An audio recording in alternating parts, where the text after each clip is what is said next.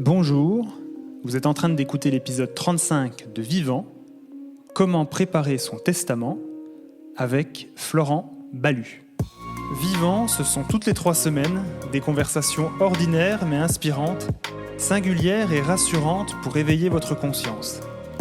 Mes invités ont accepté de partager leur histoire et avec eux, vous découvrirez que parler de la mort, c'est avant tout parler de la vie. Je suis Teddy Brodelet de tranquillité.fr. Bienvenue dans Vivant. Bonjour à tous et à toutes, je suis ravi de vous retrouver pour ce nouvel épisode de Vivant, où aujourd'hui mon invité est Florent Ballu, fondateur de monpetit-testament.com. Avec Florent, nous avons discuté de la naissance de son concept, de l'expression anticipée des volontés, pourquoi est-ce important, à quoi ça sert et quelles peuvent être les difficultés rencontrées pour ceux qui restent si on n'y porte pas attention. Je ne vous en dis pas plus et laisse place à mon échange avec Florent. Bonjour Florent, bienvenue dans Vivant. Comment ça va ? Ça va très bien, Teddy. Bonjour. Merci de m'accueillir. Eh bien écoute, je suis très content de te recevoir aujourd'hui. Pour ceux qui ne te connaissent pas, est-ce que tu peux te présenter en 2-3 mots ? En 2-3 mots, oui, on va essayer. Donc, je m'appelle Florent Ballu, j'ai 48 ans. J'ai longtemps été chef de projet, puis manager dans des domaines assez techniques autour de l'informatique et beaucoup pour l'État. J'ai travaillé pour l'État longtemps. Et à un moment où je m'orientais dans une nouvelle direction, l'idée de mon petit testament a germé, donc je me suis mis à la développer. Voilà. Ok, donc du coup on va parler de ça. On va parler de toi, on va parler un petit peu de ton parcours et de mon petit testament qui est... Voilà, moi je trouve que c'est une idée très cool et la façon dont tu la mets en application est très simple et très sympa. On va rentrer dans le vif du sujet. Donc du coup, Florent, comment ça t'est venu cette idée de mon petit testament ? Après un dîner avec des copains, c'était fin 2018, si je me souviens bien. Bon, voilà, pendant le dîner, on discute de funérailles, je sais plus pourquoi. Enfin, c'est pas vraiment le sujet. Sympa Et vos dîners. et à un moment, on parle du fait que souvent les familles ne savent pas ce que le défunt voulait. Alors là-dessus, on avait tous une anecdote. Hein. Ça allait du plus rigolo enfin rigolo. On va dire comme ça, sur par exemple ne pas se mettre d'accord sur la musique pour l'enterrement.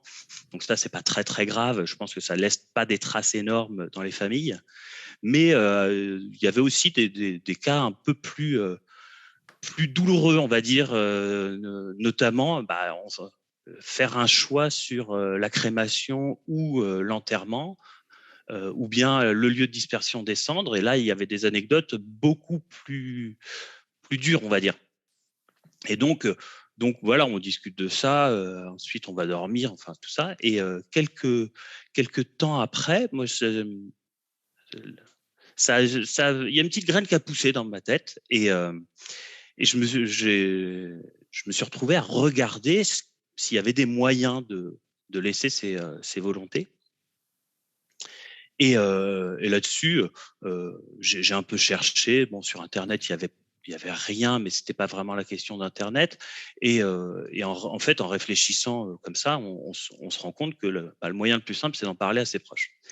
Et qu'il y a d'autres moyens un peu plus légaux, on va dire, notamment sur une feuille de papier, écrire ses dernières volontés, les signer avec une date. Et ça, c'est très bien. Mais pour moi, ça couvre pas tout. Et donc, j'en suis venu à me dire il faut quelque chose. Ensuite, en fouillant un peu plus, le pourquoi il fallait quelque chose, j'ai un peu réfléchi et je me suis rendu compte que avant, dans notre société, il n'y avait pas de questions qui se posaient. Typiquement, si on était dans la France rurale, on allait être enterré dans le cimetière du village où on avait vécu toute sa vie, et tout ça serait encadré par l'Église catholique. Voilà, ça c'était il y a, on va dire, 50, 60 ans. Et en fait, maintenant, il n'y a plus du tout d'évidence. Donc, il n'y a plus d'évidence. On se retrouve à, pour beaucoup dont je fais partie, on est agnostique ou athée. Donc, c'est pas la religion qui va encadrer tout ça. On peut avoir des convictions écologiques ou écologistes plutôt. On peut Enfin, bon, on peut préférer la crémation pour X, Y raison ou l'enterrement. Enfin bon, voilà. Il n'y a plus du tout d'évidence. Et puis en plus, les gens ont beaucoup bougé. C'est-à-dire que par rapport à il y a 50 ans, il y a plus de culture en France, il y a plus d'origines, etc. Et puis les gens bougent beaucoup, beaucoup plus qu'avant. Donc la notion du petit cimetière de son village, elle est plus là du tout. Donc voilà, enfin, pour moi, il faut un moyen pour laisser ses volontés. Ensuite, on se dit, mais pourquoi est-ce que les gens parlent pas tout bêtement, parce que c'est le premier truc qu'on identifie. C'est si on le dit à ses proches, c'est simple, c'est simple. Mais les gens le font pas. Alors pour quelle raison je suis pas sociologue, mais ça semble assez évident que on a peur d'affoler. Déjà, si on est jeune, on va pas. Si on commence à parler de ses funérailles et qu'on est jeune, on va se dire ah t'es malade. Ou t'es suicidaire. Ou t'es suicidaire, ce qui souvent est un peu la même chose. Si on est vieux, on va dire tu nous embêtes, je veux pas entendre parler de ça, etc. Donc pour résumer, il y a un énorme tabou de la mort. Et donc on s'est dit tiens, on va essayer de développer un truc qui va permettre qui serait un moyen pour lutter contre ce tabou de la mort.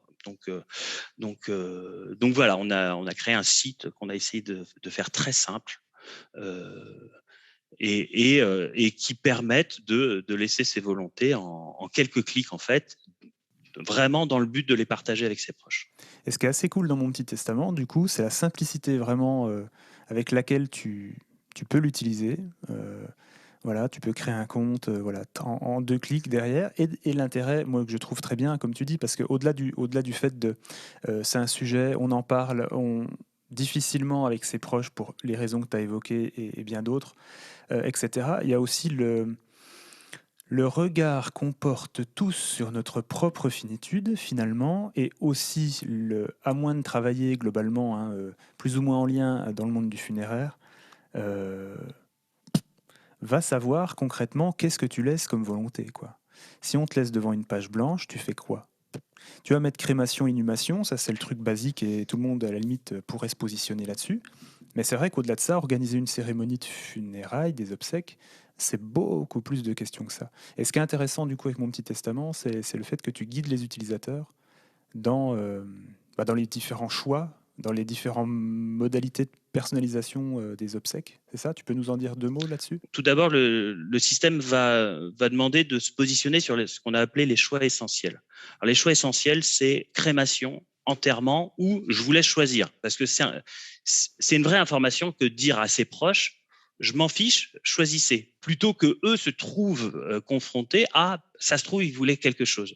Je ne sais pas si tu vois ce que je veux dire, mais je vois très bien ce que tu veux dire. Ça revient souvent, ça. Hein. Ça nous a semblé super important. Donc, on a le choix entre ces 3 choix-là, dont l'un qui est un non-choix, enfin, qui est plutôt de laisser le choix.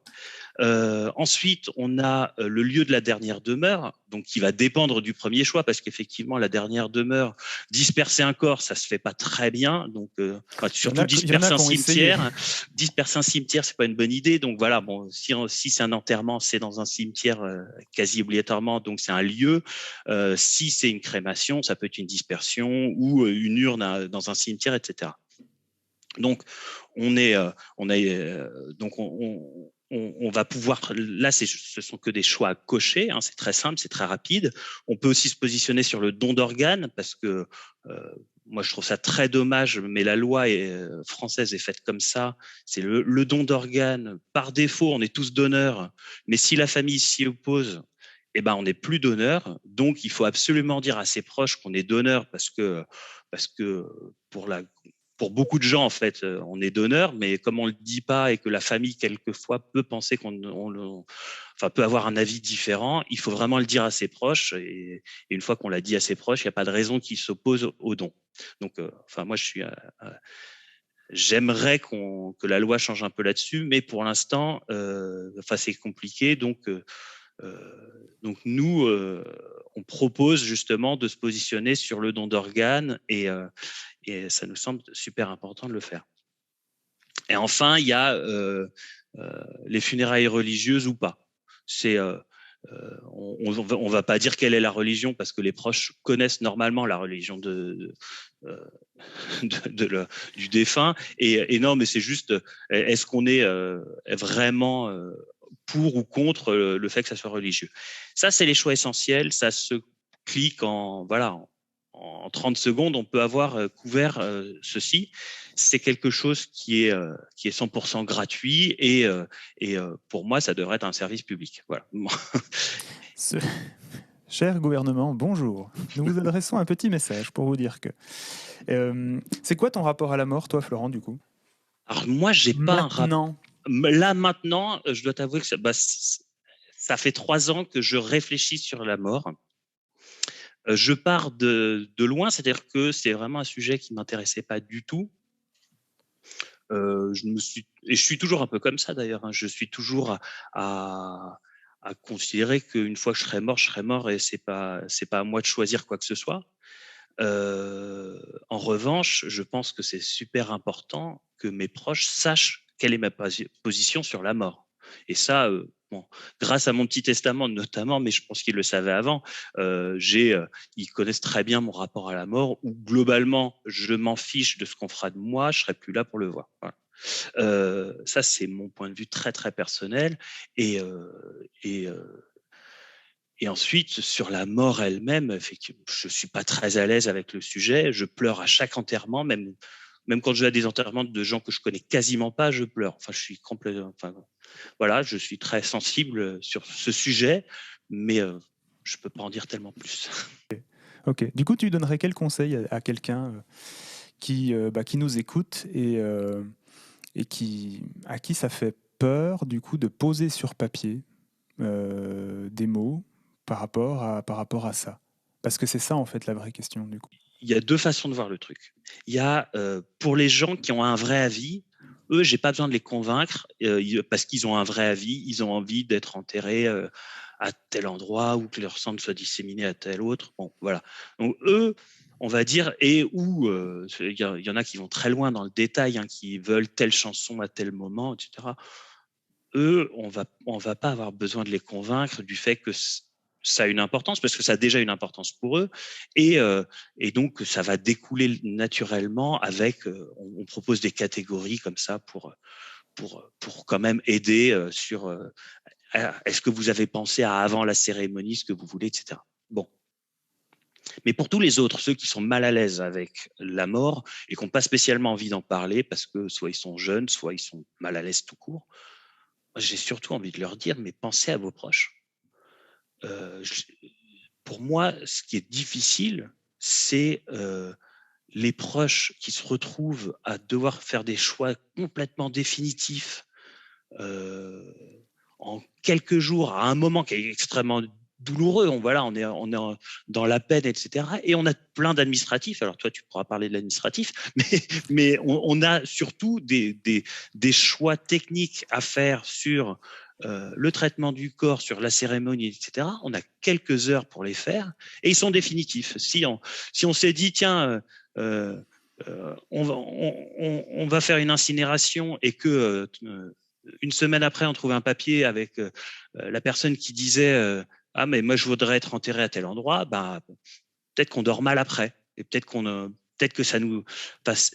Voilà. Donc, je pense que c'est surtout important de mettre de la sérénité dans ce moment-là, le fait d'en avoir parlé à ses proches, donc de s'être ouvert sur nos volontés ou notre absence de volonté auprès de nos proches va permettre à ceux-ci d'aborder ce moment douloureux de manière beaucoup plus sereine.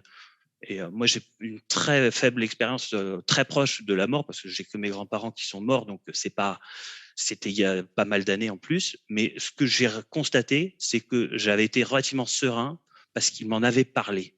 Il m'avait dit, bah voilà, quand je serai mort, blablabla. Bla, bla, bla. Et bah, là, on a moins l'impression ils étaient sereins par rapport à la mort, ils m'en avaient parlé, et donc leur mort a été moins difficile, je dirais. Je confirme. Tu vois, moi, je pense aussi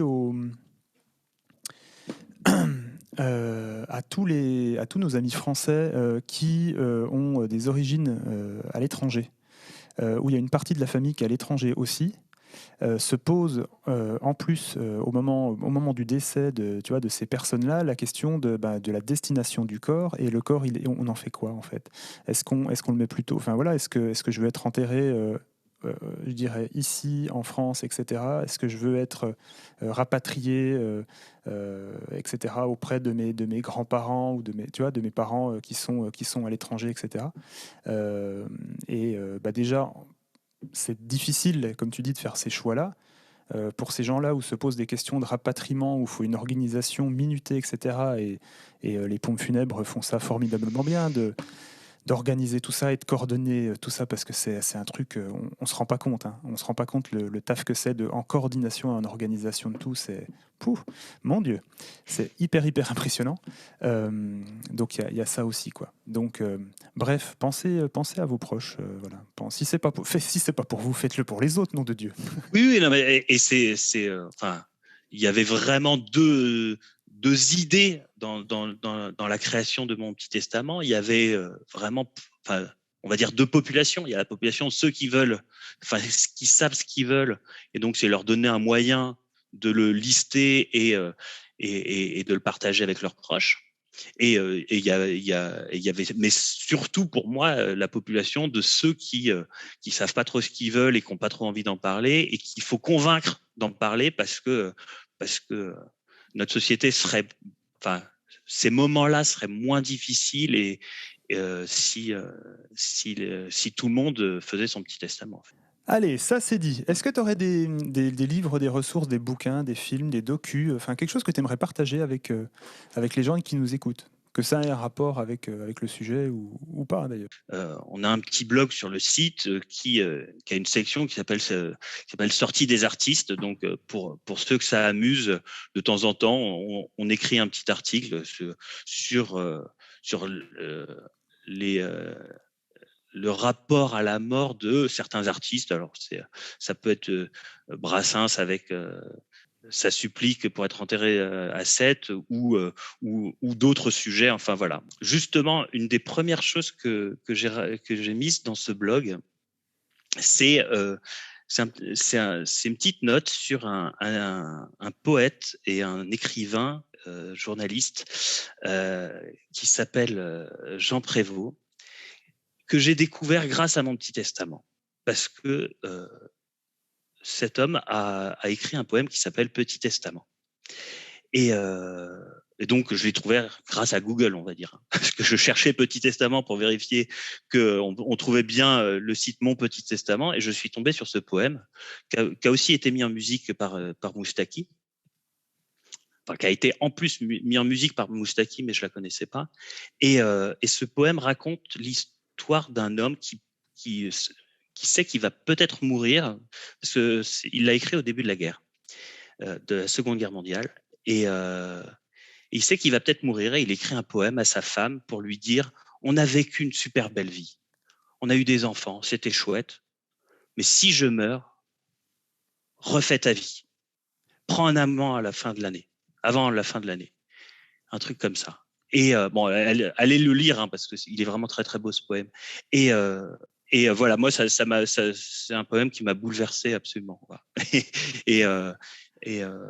Voilà, c'est ce que j'avais envie de partager. Moustaki, si tu nous écoutes. Voilà. Enfin, c'est surtout Jean Prévost, hein, parce que Moustaki a fait une version. Prévost, si tu nous écoutes. Voilà. Bah, lui, il est mort quand même dans le maquis en 1944. Mais bon. Et bien justement, si donc, en fait, il a vraiment fait son petit testament. Il a vraiment dit à ses proches ce qu'il voulait qu'il advienne de son corps, parce qu'il s'en fichait. Et voilà. Si je devais te laisser le mot de la fin, ça serait quoi, Florent, là-dessus? Ça serait, pour l'instant, mon petit testament, on a du mal à se faire connaître et donc je te remercie beaucoup pour ton invitation parce que je pense que ça peut donner de la visibilité. On a un vrai problème de visibilité, donc ça, on travaille là-dessus. On travaille avec des pompes funèbres aussi. On leur a créé un accès gestionnaire pour qu'ils puissent utiliser le système pour accueillir les familles, mais on a aussi surtout un problème de tabou de la mort.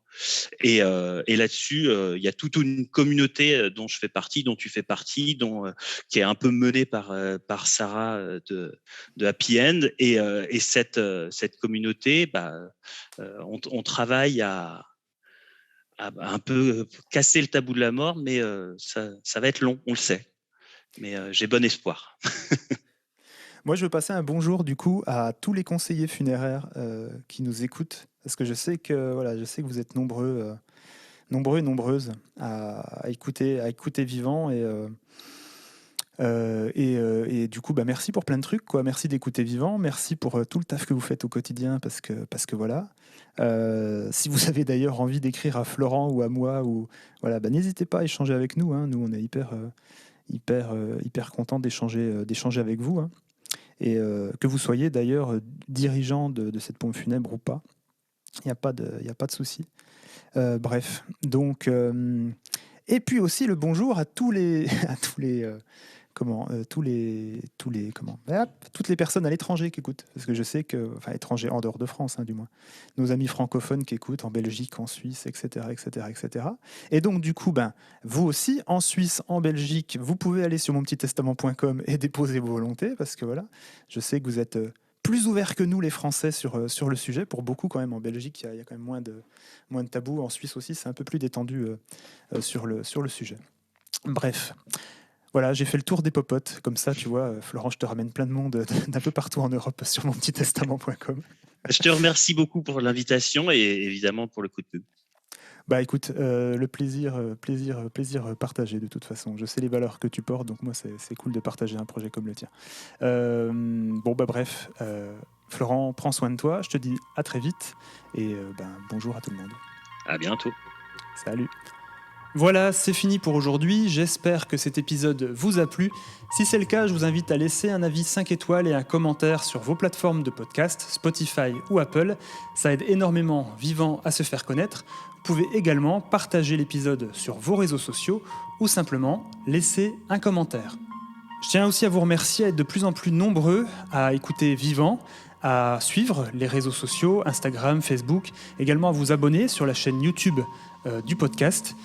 Ça me fait énormément plaisir. À l'heure où je vous parle, le podcast vient de dépasser les 40 000 écoutes cumulées. Donc pour un projet qui a 2 ans sur la mort, un sujet pas facile, merci beaucoup. Quant à moi, je vous donne rendez-vous dans 3 semaines. Mon invité sera Matteo Claus, ancien professeur et céramiste, et nous parlerons du lien entre la mort et l'histoire de l'art, un épisode passionnant à venir. Je vous dis à très vite et surtout, prenez soin de vous.